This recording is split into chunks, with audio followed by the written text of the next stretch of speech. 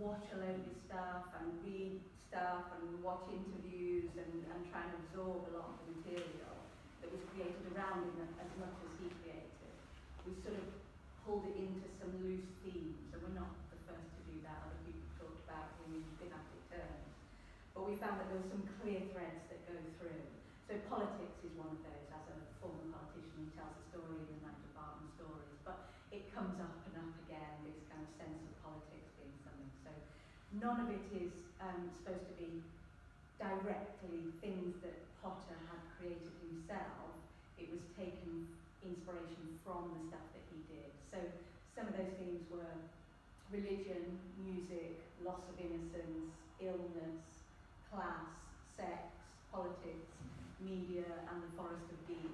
So we sort of took those as characters to explore, along with that idea of playing with form and function and narrative and naturalism and all of those bits. And so just in the last kind of 10 days we've then come up with this stuff that you know, we'll see. I don't know, it'd be really interesting to see how it comes across just as that standalone thing, but then also whether there were bits that work much better or bits that feel like they could be opened out and developed. Because we've obviously had some ideas about our favourites and the bits that we feel work as the days have gone on, but we just had to pick a structure and then go, right, that's our line in the sand, let's go from here. Maybe what it could benefit from is that sense of where is that through line, because we have lots of little moments and things. Absolutely, so that narrative thing. The character I liked the most actually was Dennis, who we met at the end, who I thought was the most clearly realised so far. And maybe we could have Dennis as a narrator. Maybe we could come in and out of him, so we don't necessarily start with You'll Remember the Hills. We see Dennis transform, or you know, the old man put the clothes of the young man on. Just so that there's a sense of someone is telling us a story. Because at the moment I don't know who's telling us the story. Yeah, right, so having somebody as a central narrator that actually picks up all the scenes and kind of has a through line to it. Sorry, what were you going to ask something, that lady there? Yeah, well, I was going to say clarity was a big thing in my head from start to finish, really. But I did like the fact that sometimes it was unclear, but lines have to be drawn. So I think certain lines either need to be stronger or weaker. I particularly felt that way in the mime I Want to Be Adored with the politician, which I absolutely loved. Yeah. And what it did for me was shake where we were in the narrative, because it came out very quick and then went back in again at the end, which brought it back around, which I really, really liked, and that was very nice, because in my 3 days of researching Mr. Potter, he does use a lot of non-linear techniques, and he does really, really, really blur the line between what's real, what's not real, and that little scene brought me back to the beginning when he was doing the Bible reading, where whichever subject he was on, his audience seemed to be a different person. So the first few times he said Sodom, he looked a little bit nervous because he was sodomized as a young child. But then the second time he said it, he laughed, he wanted to cut it, and he shaped that narrative, he blurred the lines, which I thought worked really well. But those lines either need to be stronger or weaker just to give it a real full realisation. But I did like it. Thank you. While we're on that bit, I got the sort of the smoking double entendre thing very quickly, and then you kept doing it. So I find other notes to hit with those lines. Yeah. Yeah, definitely. I mean, once the joke's been played, once leave it and move on. I mean, we did look at various different passages. So at one point we had a couple of passages from Leviticus, Genesis, and then some other ones, but that one was the standalone one, which just gave a little bit of text to work with, which was like kind of just a couple of Bible stories. But yeah, once you I did want to pick up on what you said about the idea of montage cutting things up and the non-linear narrative, is whether you could slice a few of those sections up and mix them up a little bit, because standing freely as they do, one after the other, a lot of them are quite long at the moment. And if you I suppose the idea of this is that this is not supposed to be the finished product, and that we were presenting a selection of things that absolutely would be great to go, you know, we would never actually present this as it stands Sure. as a kind of finished So piece there's lots of finished qualities there in the writing of Pat Porter's point of view at the end, or the long speech from the Bible, but you could flip back and forth between those, or have a chunk of that and then see that one again later. That's interesting. Yeah, I thought of that. Because he does flash back and forth a lot, doesn't he? Mm. There's lots of repeated things. You think that there's always the scene in the woods, the sex scene in the woods in Singing Detective that goes back to that a lot. When you said the That writing at the end, which bit, what do you the mean? section you were reading off the iPad. device. Yeah. Mm.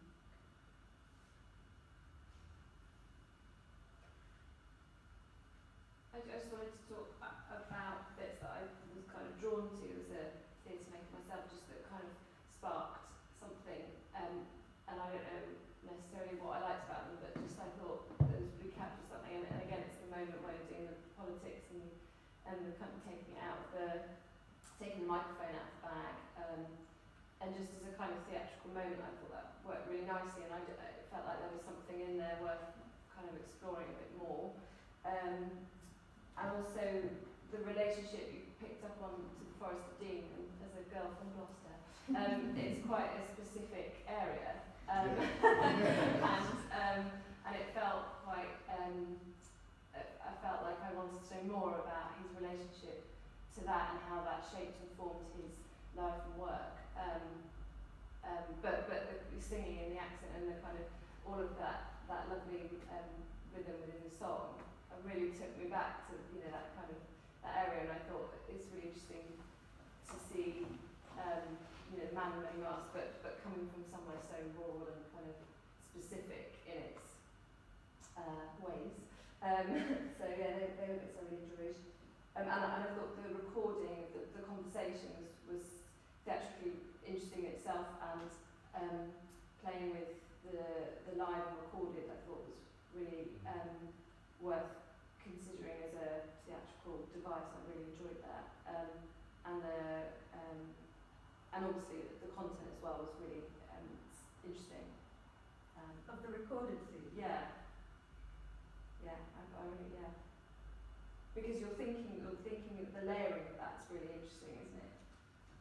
There's kind of three things going on at the same time that you have to process and watching, and I looked around and most people were kind of doing this because they were listening rather than watching you. It was quite interesting as a kind of layering staging device. Yeah. Thank you.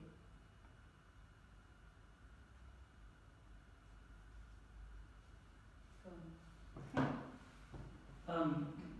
At the risk of sounding really dumb and taking the title too literally, Dennis from Hell. If the idea is this is the Dennis, post life, it's really curious to think about whether, and you really got me thinking now about he would have an eternity to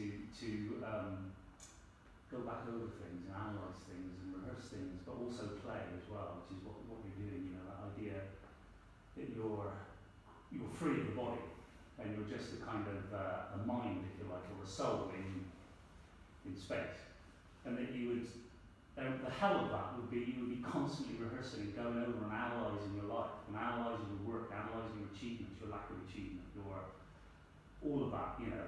That would be the hell. But of course the heaven would be that you're free to play, you're free to create, and I think the idea of the song is lovely because that's a very un-Potteresque piece of music. It's a very un-Potteresque kind of song.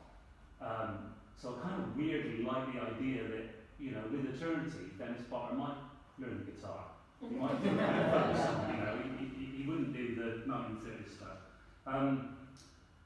So I just think maybe there's something there, and I really like the idea of being free of kind of temporality, and we see it in some of his work, that, as you say, that absolute kind of blurring, intercutting, confusion between past and present, and inside the head and outside the head. And I think I think you're kind of touching on that, and it sort of works a bit. But I think as the lady over there said, there's probably more potential to sort of play with that and be a bit even smarter with that. But I just think the one thing that is maybe missing of Dennis in Heaven, or is it Hell, is if he is kind of looking maybe back at elements of his life, but also looking down, if you like. I love the bit of, everyone wants to know what Dennis Potter would think of social media, so it's lovely. But there's something that, I don't know, Kenneth would know probably more than me, but my impression is that his family was very important to him, So just I wonder whether some of those conversations, with thinking about his family and, those relationships and everything else, whether that should be part of the conversation he would be having with himself in Heaven, And we sort of touched on family, but we didn't feel that we had enough information or access to enough information that was, because the copyright was so strict on what we could use, Sure. we couldn't use anything. We didn't want to then go to interviews and reuse No. those words, and so yeah, absolutely, we wanted to kind of whenever we sort of started talking about family or close relationships, it felt a bit Intrusive. but I think you're right, it's an unexplored area. The other thing, Jason, I really like picking up on is that idea that, because we were talking about perhaps this idea that there is a frustrated writer who, instead of having 30s music, it's kind of the 90s indie set that is his karaoke go-to place. But this idea that perhaps he's channeling Dennis from Heaven, and that's his kind of angel on his shoulder, if you like. But then there's also this idea that his hell would be about going over everything that was awful and wrong, and that's sort of how you can, that kind of two parts of the same character in one person that we didn't kind of go too deeply into. That thing that I should have done all of this, or the critics said this about me, or whatever. We actually had an idea at about 6 o'clock today, but thought that it was probably a little bit too sketchy to try and put it in the last hour. I just love the story, Mel. It sounded like you were describing me then, this frustrated indie kid who wanted to be a writer and things. But I love we got that kind of whistle-stop tour. I mean, I'd love to see what Dennis Potter, the Dennis in Heaven bit, looking back, and what he would do with social media. But watching through from the beginning, and we had the young boy from Singing Sections Blue, Remember Hills, whichever, and the innocence and the sort of slightly more creepy loss of innocence. And then the building through to the real conversations and the writer, and or better hear this on TV, sort of somewhere down the line.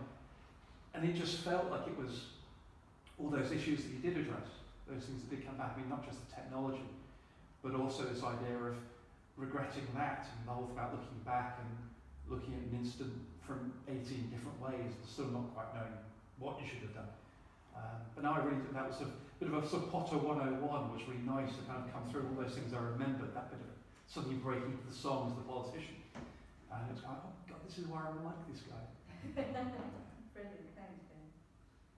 I mean, can I ask you where you began, and also, more fundamentally than that, why Dennis Potter? I mean, did you begin with a particular kind of fascination with some aspect of his status or life or locale? We both grew up watching, Potter's programs, your programs, wasn't it, Kenneth, actually.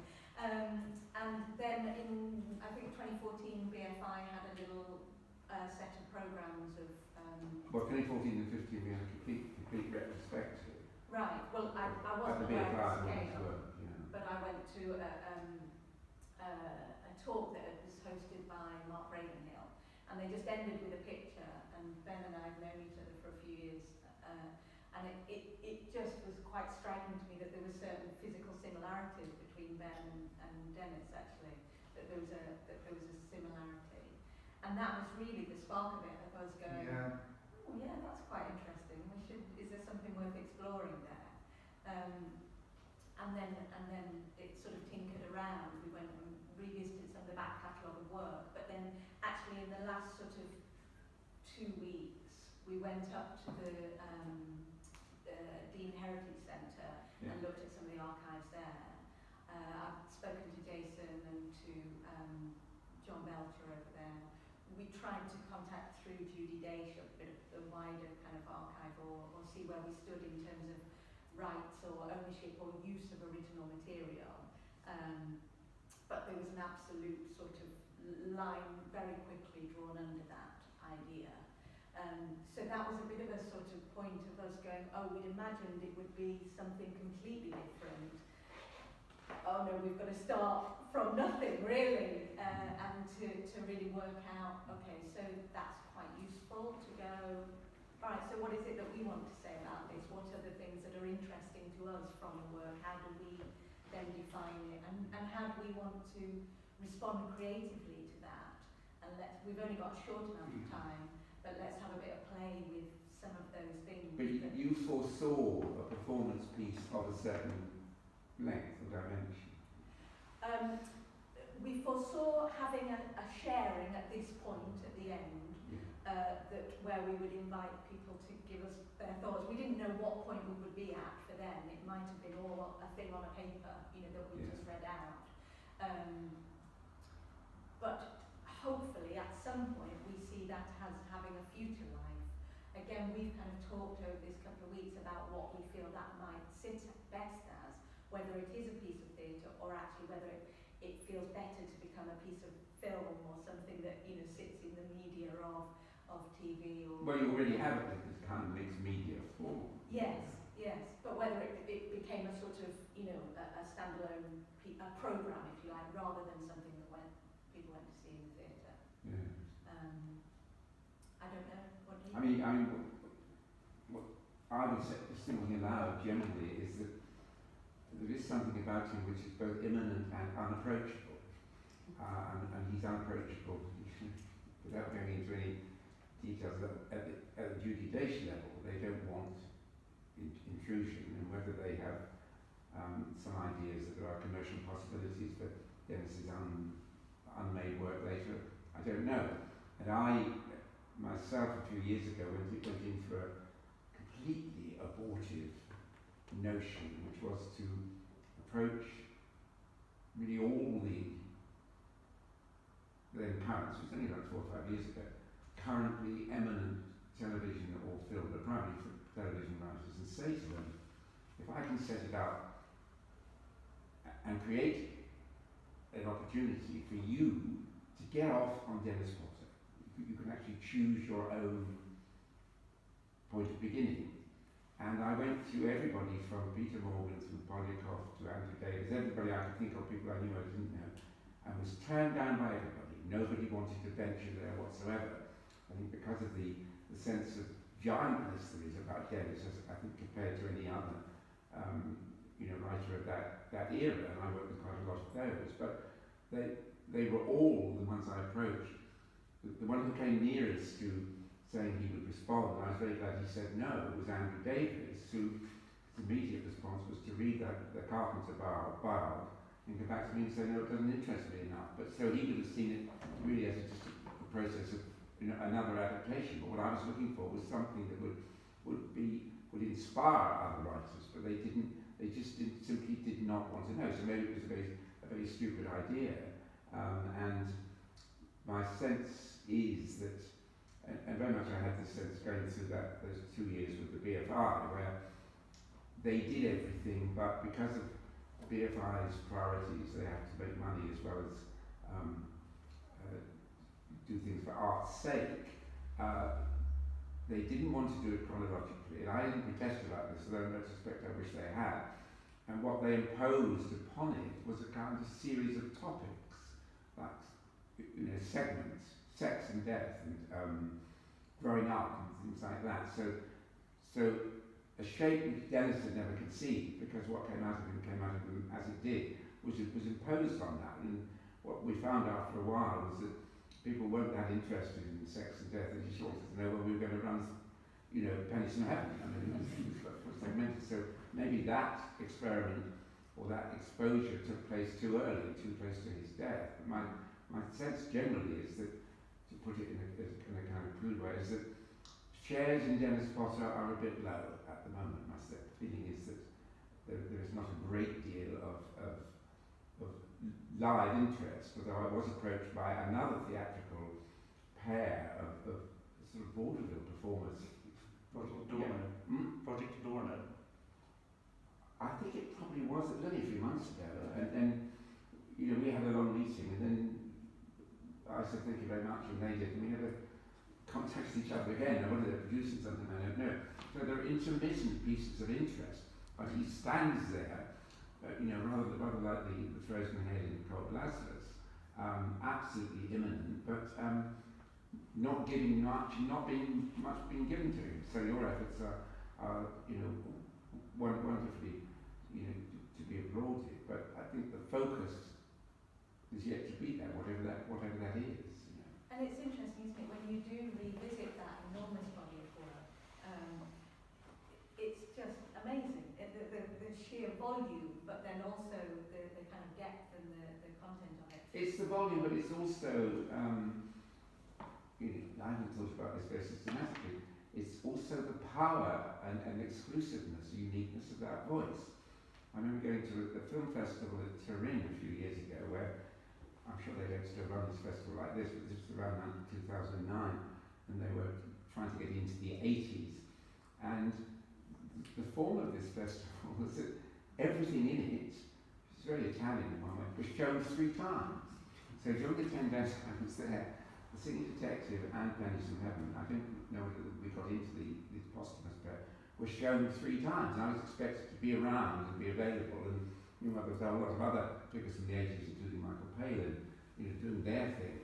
And my feeling was going into some of the new stuff that was there, for, you know, the output from, you know, a festival would have in that particular year, and this clearly in the sense was me being very prejudicial and personal. There was nothing that spoke in the way that he does, nothing whatever the form was. There was this voice which was both in a way uncontrolled, but in another way very controlled, but too available or not available at all. I can only keep coming back to that sense of you know, what is he, and what do you shake out? And maybe it's too early, but it's a pity that he isn't perceived more as an available, ongoing icon, as living as we all feel he is. And I think that was one thing that when we started writing the funding application, actually that's quite apparent, isn't it? That he's not studied. I mean, Jason, perhaps you know more about to what extent he is included on curriculum. Not massively. Not that the institution where I am is necessarily a good judge, because in my particular school there's no real turn against theory, unfortunately. Perhaps where Jodwell Hanson is in Warwick, perhaps more so. The website, which is a very modest affair that I run, has about 150 unique hits a week. So, don't know what that tells. That might be people looking for Harry Potter. Could well be. I can tell you that Blue River Hills is a very popular text in secondary schools. It's used for lots of what used to be the old Unit 1 explorations, the play, so Unit 2 play explorations in the GCSE exam, and also drama, and also for final performances, because it's so short, it doesn't take an awful lot of editing to get it down to 30 minutes. I directed it at school. Yeah, I've been in it as well. But I also see it randomly but strongly among younger people, a fascination with this figure. For example, the boyfriend of an actress friend of mine, who's 26 or 27, she says to me, I want you to meet my boyfriend because he can't believe that you are someone who met Dennis Potter. I think, well, we're not talking half a century ago. But there is this sort of, as I say, intermittent fascination with this person deriving from some experience, or maybe some parental experience of his work when it was fresh. I have a comment on that, because I'm 22 and I've spent my life studying literature, art and music.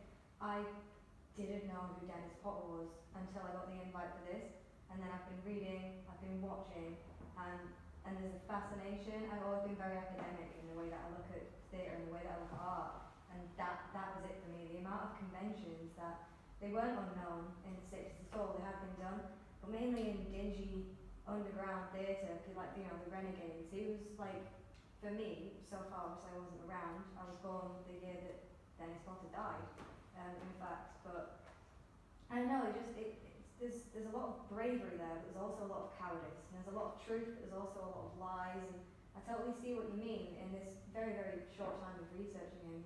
Obviously, you've met him, but it seems like there's symmetry and opposites everywhere, like black and white is everywhere in his work, and also maybe how he conducted himself in his life, and I think that would probably make making a piece of theatre about the man and his work incredibly difficult, but really, really interesting at the same time. And I think you can definitely use that. You know, the ideas that people have said about chopping things up and moving them around and just blurring things. I don't know. I think it's really, really interesting.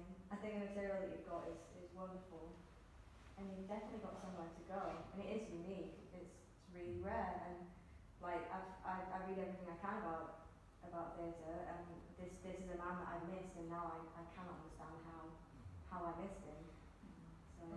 I mean, that was one of the driving forces as well, that we couldn't believe so soon after him passing away that this great, prolific, solid writer, we'd ask lots of people who were under 30 or like under 40, and just not many people knew about him. We felt it was important to make a piece of performance about it, to explore all of his conventions and his ideas and his storylines, and helped us to get to know how he worked and how he operated a little bit more, but also to like put it out there to people. So I'm glad that you've started to research and say, look, here's this man, Dennis Potter, and he was a fucking amazing TV playwright, and that's what he dedicated his life to doing. And it's a super rare thing for him to do, a super rare man, and very important. Perhaps the biggest shame is that people involved in writing for television nowadays haven't taken on board his style, his techniques. You know, epic theatre invented in the middle of the 20th century, and that changed and has been absorbed into all sorts of theatre, and is now the standard in schools and wherever. But with occasional exceptions like Blackpool, that was a bit naff, no one does those things in television. Well, I think there's a sense in which, I'm putting this in a paranoid way, I mean it literally, the media was glad to see the back of him because he was very, very dominant in so many areas for so many years. And now he's been kind of like placed historically. I mean, when we were setting out the BFI retrospective, we were desperate to get some kind of, outcropping from, well, the BBC, was almost their responsibility. And we ended up getting, two discussion programs on Radio 3. But at one point we were trying quite hard to persuade the BBC to remake the Confidence Course, which of course is really the only one, not quite the only one which has disappeared completely. And I met socially with Charlotte Moore, who is now the most powerful figure in BBC scheduling, who was then simply controller of BBC One. And a very nice lady, and I said to her, just had this, it wasn't a formal meeting, I went into it at somebody else's event. What about doing that for BBC One? And she kind of elegantly and physically recoiled and said, that's historical. That's the old fact that we would never do Dennis Potter on BBC One. And I said, because I didn't want to upset her, all I said was, I think, well, actually most of his stuff was done, premiered on BBC One. And I wanted to say, and most of the drama you now do is looking back anyway. It's not even alive in the way that his was. But clearly the BBC now has Haste and Heritage and all that, and so things are placed. In the sense they look after the archive far better than they did in the days when we were doing it, and they don't write things anymore. But it's kind of tabulated and organised and safe. So whatever you do with BBC, with Dennis Potter, you'll never get him on BBC One again. Netflix and Amazon. That's the way they do it. Yeah. Well, yeah, as a work in its own right, I think I enjoyed it immensely. I loved Dennis Potter in his time, and I think it's great that you do a homage to Potter, even in that. And then the question is, where you see this going, whether you want to, for example, make it more slick, because some of the very heightened parts are very powerful. Particularly the song at the end, I think is brilliant, you know, and I love the clash of styles, love the animation used, where you, and then initially got a little irritated by you on stage, and then forgiving, thinking, yeah, well, it's a tryout, and then thinking, well, maybe that's something you also want to explore, you know, how much you want to slick it in a way, like theatrical, and one could imagine that could work. You give it the full Potter treatment, it's like he's never alone, you know, Ben's never alone on stage, we're always watching you, and you know, if that self-consciousness, which you got very much in the dressing and things like that, the self-consciousness of being Dennis. Yes, that was very good. Which he was always projecting himself, obviously, that's why we love the singing detective. I think many of us could identify, writers could identify very well with this idea of projecting yourself into your work so that you almost in a Christ-like way undergo this transformation. You know, it's a kind of a vanity of writers, but one that I think is interesting to explore. Yeah. So then there is that question, do you want to really almost make it more cinematic, as you say, or even as a performance piece, very dramatic? Or are these elements, some elements of the slight awkwardness we feel of Ben being exposed between these tour de forces, are they also quite interesting? It depends where you want to pitch it, I suppose, you know, to the galleries or Yeah, I mean, the at times when we were discussing that, I was at one point I really wanted, and this is my avant-garde theatre education, I really wanted to have it as Dennis Potter getting dressed with his suit over his pyjamas, which he did because he had psoriasis, and he used to wear soft pyjamas underneath to protect his legs from the harsh suit.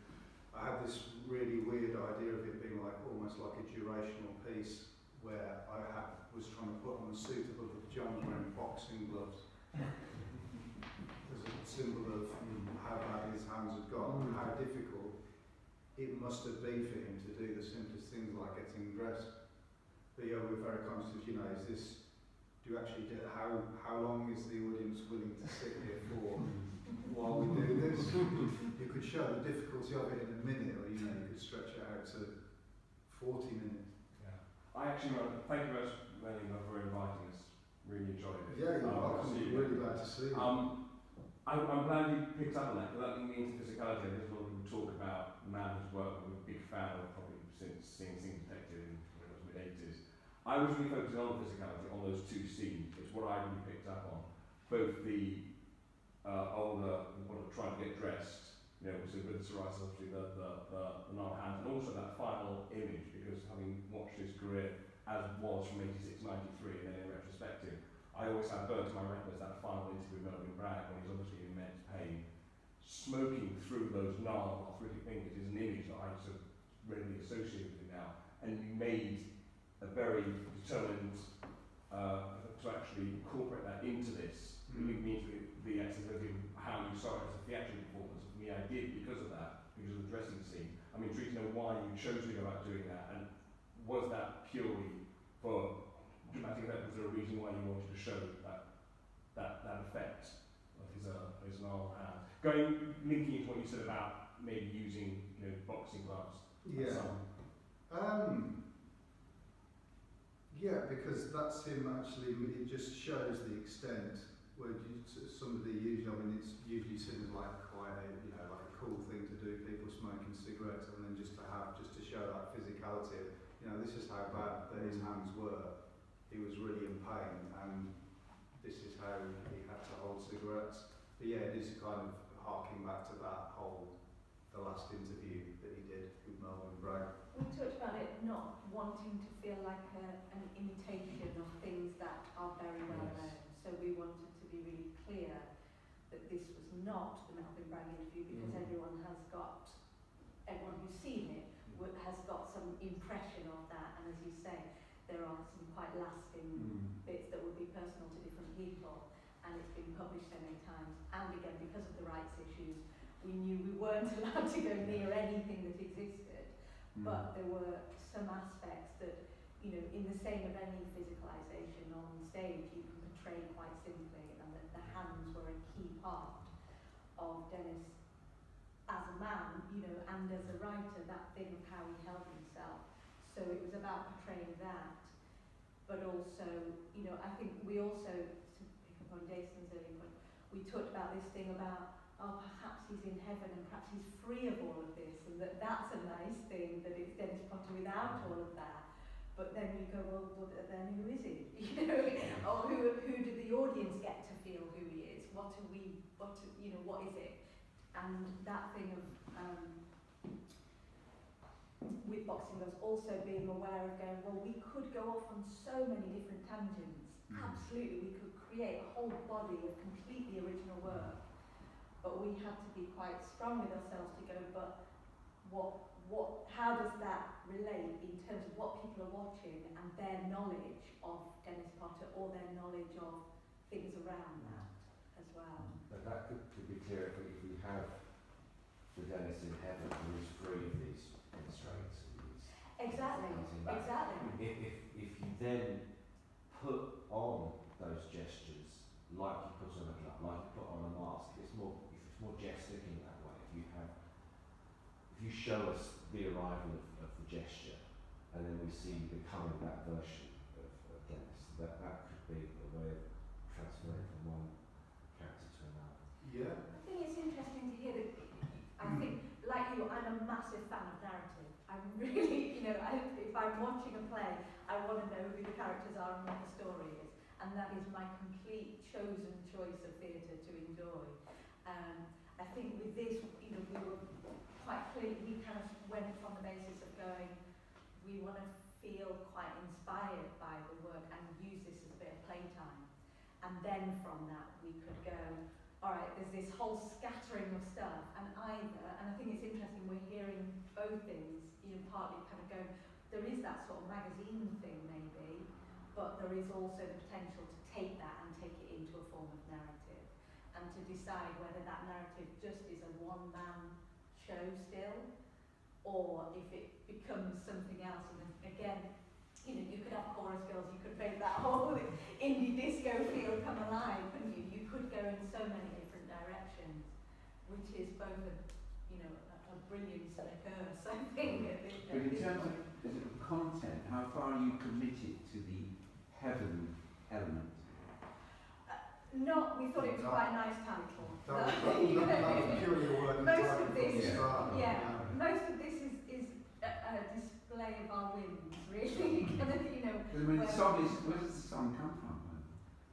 The final song. Yeah. Well, we wrote the words, but it's an old Tunes, Gloucester. It's an old folk song called Down in the Coal Mine. It's an old folk song, so we took the structure of that and then wrote the lyrics based on our exploits down in the Forest of Dean and the Forest of Dean and incorporated. No, I mean, it's very good because it's both celebratory and also it's tough, you know, because it's quite sort of agit-prop, it's actually to the miners and so on. So you do come out of the piece in a kind of positive way, having gone through lots of stages. Well, I take the whole business of the dressing to be, you know, something I was obviously very much aware of Dennis, of his discomfort and his general, you know, there are a lot of people who would say he was not a happy man at any stage, but that's very presumptuous of anyone to say that, because there were times when he enjoyed life, but essentially it was I think a life of some pain, and not just physical pain. But that's just you know, that would be a complete conclusion of mine. But I think you have all that very well. But at the same time, there's a great deal about his work, both in shape and spirit, which is affirmative. And it is a pity you can't use any of the content at all, because one of the things that came out to me occasionally during that retrospective was just how strong and durable what he has to say is. And the example that stuck with me was a strange one, a Double Dare, you know, and if you know that particular piece, which is it's a quite awkward, sort of itchy fantasy, really to do very much with dilemmas Dennis had at that point and the way it came about in terms of him prompting me to involve an actress and so on. You would think, well, this is really very much a period piece, but hearing it 2 years ago in the BFI with an audience of the mixed ages, he was touching every sexual base that you could think of. Not then, but now. The resonance that came out of it was so prescient and so both strident and eloquent and undeniable. And you came away thinking, well, he knew what we were going to be thinking about 20 years on. What our stuff it was. Double Dare was largely the inspiration for the pre-recorded scene. For those of you that don't know, when he met Kika Markham actually in a. When he it signed was the one based on when he met Kika Markham, Markham yes, exactly. in the hotel room Yeah. and then wrote it as a program. I don't know if you've come across that one yet. I haven't watched it, but I've got Yeah, it on my right, list of yeah. things I'm going to spend the next year watching. And it was a period when Brimstone Creek was banned, but I was convinced it was Double Dare that was going to be banned. But it wasn't. Is that right? Sorry, So go on. where do you see it going next? That's the big question. Yeah, Right. because I mean, what was interesting for me is I know a little bit, very little bit, and what I was trying to, like your brain's trying to follow what the narrative is and then going, no, don't worry about that, let's just look at it for moments. Then each moment then you're looking at the form and you're trying to fix the form, but then you go, no, don't worry about that. And I mean, I loved the dressing because it was painful to watch. And you let that go for the time that it did. And you know, as an audience member, certainly for me, you watch it, you go, okay, now he's going to get dressed, and it's going to be difficult to watch, difficult for him to dress, so I can tune out. And then you leave it long enough, then you retune in, and then you follow it. And it's very brave as a moment, you know, to live through that. So, as a piece of theatre, it's incredible, as you say. You could spend 40 minutes watching that. And where there's an audience, you know, every person's going to be different. So you've got a lot there, and yet the question is always going to be what you're going to do with it. Yeah. And I think again, you know, just to sort of restate that thing about narrative is that would be my chosen thing, I think. But then I don't know, you know, we haven't really had a chance to talk about that. Yeah. We wanted to hear what you were thinking, but this idea that has come really strongly through the last couple of weeks, which is, God, it's inspirational. The stuff that is there, this body of work, this life, this man, is genuinely inspirational. And so the idea that perhaps you might have a central character who feels that inspiration and takes it through, and whether they are hearing Dennis from heaven, or whether they are, you know, or whether they have a disfiguring disease that they are coping with. But in a way, I think it's almost, you know, you don't have to answer it now, but I think it's very exciting. You've got somewhere to go with it. I think there's loads of places to go to. But I think the thing that I would most like to do is get more actors in, because there's a very limit. I would never in my wildest dreams have thought that I'd do a show solo on stage. I'm definitely used to working with an ensemble and lots of scripted things and lots of devising things. And there is a limit to, I think, how much drama you can show with one human on stage. You definitely need that human interaction between people in order to make drama and in order to take things further and just make things a little more interesting and open other possibilities. I see that as an actor, it's terrifying, but I didn't, as an audience member, I didn't personally feel that at all. I felt that you connected with every single person here. You had a very strong opinion. When you looked into my eyes, you were saying something at me, as an actor does with another actor, but the nature of the show, because it was so intimate, your audience were generally locked to you. I mean, the only time that I wasn't was in the scenes with media, the scene with the you know, the words, the writing being played over the top, and the getting dressed scene, like, you know, when you were saying that, so this was a man couldn't take his eyes off you, but there were times when I did, and if my mind started to wander, they wandered to there, and then they wandered straight up to their hands behind you, and then I was like, oh my, and then I was right back on you again. I was like, look, okay, that's what's happening, okay, oh, and I know it feels very exposing, but I think the life of a writer is so interesting, viewed alone, because, you know, there's someone who's surrounded themselves with words, maybe rather than people. So I wouldn't write it off, would be my advice, because I did like it. Thanks. Should we? Yeah, it's 7:30, ladies and gentlemen. Thank you so much for coming out on this snowy, melting night and sharing your time and thoughts with us. We'd love to hear if you've got any further comments. We might retire to a pub around the corner or something and go and get some food. And you know, a lot of you we haven't seen. A lot of you we have our meeting for the first time. So if you'd like to carry on and have a pint or something, that would be marvellous. We If will you've be got- in the Rose and Crown. Probably, yeah. The okay, Rose let's and say that. Crown.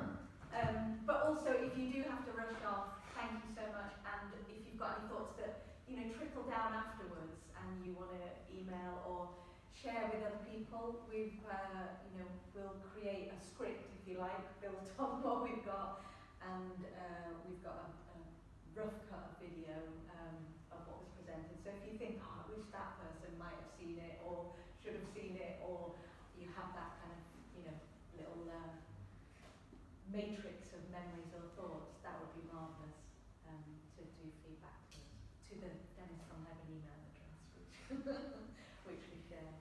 Thank you so much. Thank you.